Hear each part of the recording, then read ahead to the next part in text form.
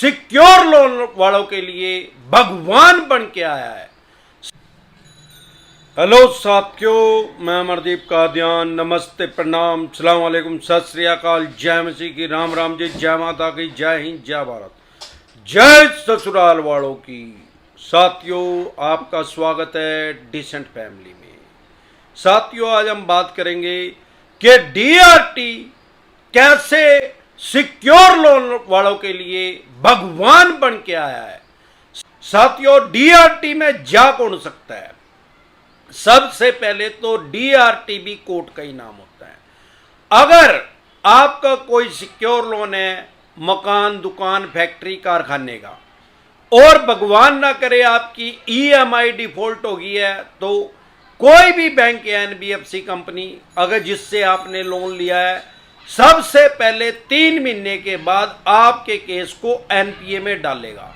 कुछ NBFC company ऐसी भी हैं हमारे देश में जो काम कर रही हैं, वो डायरेक्ट ही एनपीए में डालने के बगैर ही सोचते हैं आम आदमी को कानून का, राइट्स का अपने पता नहीं, सीधा ही सरफेसी एक्ट के तहत उसके पास नोटिस भेज देते हैं और पोजेशन का नोटिस भेज देते हैं, उसके पास ऑक्शन का नोटिस भेज देते हैं।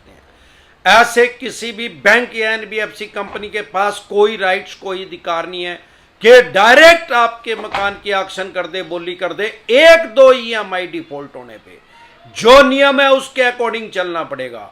अब वो कहते हैं कि लोग कहते हैं सर हमने 50 जगह साइन किए हुए हैं। अरे चाहे 500 जगह साइन कर रखे हो भैया, डेमोक्रेसी है, वर्ल्ड की बिगेस्ट डेमोक्रेसी है, दुनिया का सबसे बड़ा लोकतंत्र हमारा देश है।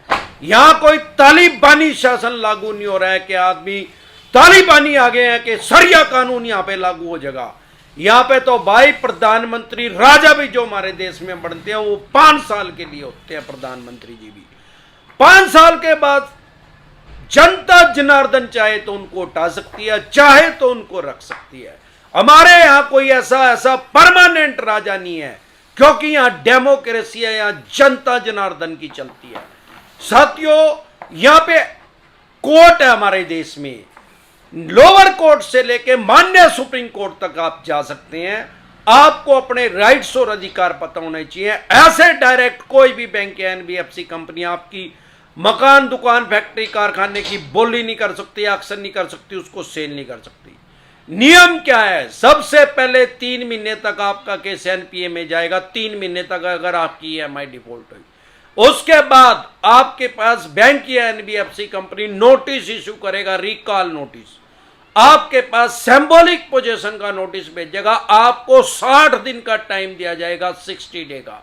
मेरे देखने में आया है कुछ एनबीएफसी कंपनी ऐसी भी हैं बीच में जो सिंबॉलिक पोजीशन का नोटिस तो इश्यू करती हैं, ये उसमें वो 60 डे का टाइम ही मेंशन नहीं करते, या डायरेक्ट ही फिजिकल पोजीशन का नोटिस इशू कर सकते हैं, देते हैं ऑक्शन का, उसके घर के बाहर लगा देते हैं। और कुछ तो ऐसे भी चवन्नी छाप हैं, लोगों के घर के बाहर पेंट ही कर देते हैं सीधा, भाई ये इसकी बोली होगी, ऑक्शन होगी। ऐसे किसी भी बैंक या एनबीएफसी कंपनी के पास कोई राइट्स नहीं आपकी सामाजिक प्रतिष्ठा को खराब करने के, आपके मकान, दुकान, फैक्ट्री, कारखाने के बाहर पेंट करके लिखने के। वो सिर्फ एक नोटिस चस्पा कर सकते हैं जिसके द्वारा आपको बताया जाए कि भाई ये प्रॉपर्टी जो है हम इसकी सेल करेंगे, ऑक्शन करेंगे, बोली करेंगे। लेकिन 3 महीने के बाद जब 3 ईएमआई डिफॉल्ट हो जाएंगी, 3 महीने के बाद आपको 2 महीने का टाइम देगा बैंक या एनबीएफसी कंपनी, सरफेसी एक्ट के तहत 13(2) का नोटिस देगा, 13(2) का। भगवान ना करे आपने तब भी पैसे नहीं दिए तो टोटल 5 महीने हो गए, क्योंकि 3 महीने के बाद तो सरफेसी एक्ट लागू हुआ और 2 महीने का उसने टाइम दिया, 60 दिन का 5 महीने हो गए। उसके बाद 1 महीने का टाइम देगा, सरफेसी एक्ट के तहत 13(4) का नोटिस इशू करेगा, 13(4) का। फिर वो फिजिकल पोजीशन लेने के लिए अथॉराइज्ड हो जाएगा और आपकी प्रॉपर्टी को बेचने के लिए, ऑक्शन करने के लिए, सेल करने के लिए उसके पास पावर आ जाएगी। लेकिन ऐसा नहीं है कि आपके राइट्स और अधिकार सरफेसी एक्ट ने खत्म कर दिए हैं। सरफेसी एक्ट के तहत अगर आपके पास 13(2) का नोटिस आ रहा है, आपकी कोई जेन्युइन प्रॉब्लम है, जैसे करोड़ों आदमी कोरोना की वजह से फाइनेंशियल डेथ हो गई है, बिजनेस, व्यापार, काम धंधे लगभग लोगों के 50% चल रहे हैं, सिर्फ हमारे देश में 5% काम ऐसे होंगे बिजनेस के जिनके हैं जो कोरोना की फर्स्ट लहर आने से पहले उतना ही जिनका काम था आज भी उतना चल रहा है, उससे भी ज्यादा हो गया।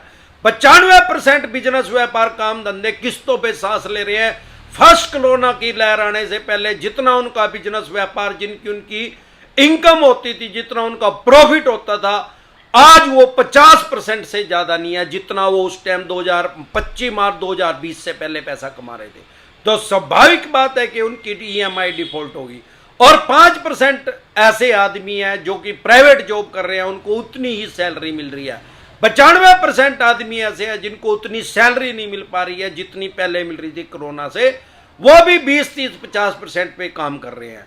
तो स्वाभाविक बात है कि ईएमआई डिफॉल्ट होनी है। अगर आपकी जेन्युइन प्रॉब्लम है, आपको लगता है आपकी समस्या जेन्युइन है, तो आप डीआरटी में जा सकते हैं इनके खिलाफ। यह भी कोर्ट का नाम है।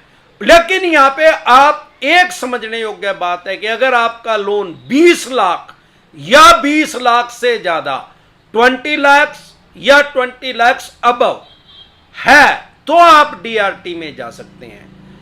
इसमें एक चीज और समझने योग्य है कि अगर 20 लाख से कम है तो आप माननीय हाई कोर्ट में जा सकते हैं स्टे के लिए। लेकिन बहुत से आदमी हमारे पास कमेंट करते हैं, सर मेरा बिजनेस लोन है, मेरा पर्सनल लोन है, 25 लाख का है, 50 लाख का है, 65 लाख का है। भाई personal loan, business loan, education loan DRT में नहीं जा सकते। अगर सामान्य बोलचाल की भाषा में बताऊं और समझाऊं तो डीआरटी में जा कौन सकता है? जिसके ऊपर सरफेसी एक्ट लागू होता है, जिसके ऊपर सरफेसी एक्ट इंप्लीमेंट होता है, वो आदमी डीआरटी में जा सकता है, बशर्ते कि उसका लोन 20 लाख से ऊपर का हो। मतलब ये नहीं कि 20 लाख से कम आज बचा हुआ हो, उसने लिए 20 लाख या 20 लाख से ज्यादा हो, उसका लोन सैंक्शन जो है वो 20 लाख या 20 लाख से ज्यादा का हुआ हो, तो वो आदमी डीआरटी में जा सकता है। अब डीआरटी में जाने के लिए या तो आपकी लोन की ईएमआई 50% जा चुकी हो, या 50% भी नहीं गई है, तो भी आप डीआरटी में जा सकते हैं, अपील कर सकते हैं। वहां पे डीआरटी भी कोर्ट का ही नाम है हमारे देश में। अब डीआरटी में जो जज साहब हैं वो आपको आदेश दे सकते हैं कि 25% पैसे आप पहले जमा करवाएं तो आपका केस जो है कंसीडर होगा। अब स्वाभाविक बात है कि बहुत से आदमियों के 25% से ज्यादा जा चुकी है या 50% से भी ज्यादा जा चुकी है। ऐसा तो है नहीं कि कोरोना आते ही उन्होंने लोन लिया था या आज से 2 साल पहले ही लिया था। बहुत सी ईएमआई तो लोगों की जा चुकी है। अगर आप वहां से डीआरटी से संतुष्ट नहीं है तो आप डीआरएटी में जा सकते हैं। डीआरएटी से भी आप सर्टिफाई नहीं है तो आप माननीय हाई कोर्ट में जा सकते हैं। वहां से भी आप संतुष्ट नहीं है तो माननीय सुप्रीम कोर्ट में जा सकते हैं। आपके राइट्स और आपके अधिकार कोई भी बैंक या एनबीएफसी कंपनी खत्म नहीं कर सकता। हां, सावधानी हटी, दुर्घटना घटी। अगर आप लापरवाही करते हैं, 13/4 का भी नोटिस आ गया, सिंबॉलिक पोजीशन का भी आ गया, फिजिकल पोजीशन का भी आ गया, उसके बाद भी कोई भी बैंक या एनबीएफसी कंपनी आपकी फैक्ट्री, दुकान, मकान, कारखाने पे डायरेक्ट कब्जा नहीं ले सकती, तुरंत प्रभाव से नहीं ले सकती। हरियाणा, पंजाब में तो डीसी बोलते हैं और दिल्ली या बहुत सी जगह डीएम बोलते हैं, यूपी में भी डीएम बोलते हैं, और आगे साउथ की साइड चले जाएं तो इनको कलेक्टर बोलते हैं। कलेक्टर साहब के आदेश लेके आने पड़ेंगे तब आपके फैक्ट्री, कारखाना, मकान, दुकान के ऊपर ये कब्जा ले सकते हैं, पोजीशन ले सकते हैं फिजिकल। अदरवाइज ये फिजिकल पोजीशन नहीं ले सकते। डीसी साहब के आदेश के बिना, उनके ऑर्डर के बिना आपकी प्रॉपर्टी को कब्जा ये ले नहीं सकते। अगर ये कब्जा भी ले चुके हैं और सारी प्रोसेसिंग कर चुके हैं और उसकी मकान की, दुकान की, फैक्ट्री, कारखाने की सेल भी कर चुके हैं, फिर आपके लिए डीआरटी के भी दरवाजे बंद हो जाएंगे। तो आप डरे, घबराए नहीं और ना ही देर करें। इसके अलावा अगर आप हमारे साथ टेलीफोनिकली जुड़ना चाहते हैं या पर्सनली मीटिंग करना चाहते हैं, फिर चाहे आपका लोन 2 करोड़ का है, 5 का है, 25 का, 50 करोड़ का है, जितने भी करोड़ का लोन से रिलेटेड कोई भी दिक्कत, परेशानी, आपको समस्या आ रही है, आपके पास सरफेसी एक्ट का नोटिस आया है, 13(2) का, 13(4) का, सिंबॉलिक पोजीशन का, फिजिकल पोजीशन का या अन्य किसी भी तरह का, सभी लोन से रिलेटेड डॉक्यूमेंट्स लेके आप मेरे से पर्सनली मीटिंग कर सकते हैं। पर्सनली सलाह ले सकते हैं, टेलीफोनिकली एडवाइस भी ले सकते हैं। उसका क्या प्रोसेस है, आपकी स्क्रीन पे कमेंट बॉक्स के अंदर नंबर आया हुआ है 9306347314। इस नंबर को सेव करके व्हाट्सएप मैसेज करें, तुरंत प्रभाव से रिप्लाई आएगा कि कैसे आप हमारे साथ टेलीफोनिकली जुड़ सकते हैं या पर्सनल मीटिंग कर सकते हैं। एक बात और समझ लें, अगर आपका एग्रीकल्चर लोन है तो आपके ऊपर सरफेसी एक्ट लागू ही नहीं होता। कोई भी चवन्नी छाप अगर आपको डरा धमका रहा है तो ये सारी बकवास कर रहा है टोटल। गाली ट्रेनिंग डिसेंट एडवाइस लिख के वीडियो देख लें, आपको पता लग जाए किस तरीके से लोगों को डराते और धमकाते हैं। एक बार जोर से मिलकर नारा लगाएंगे, जय ससुराल वालों की।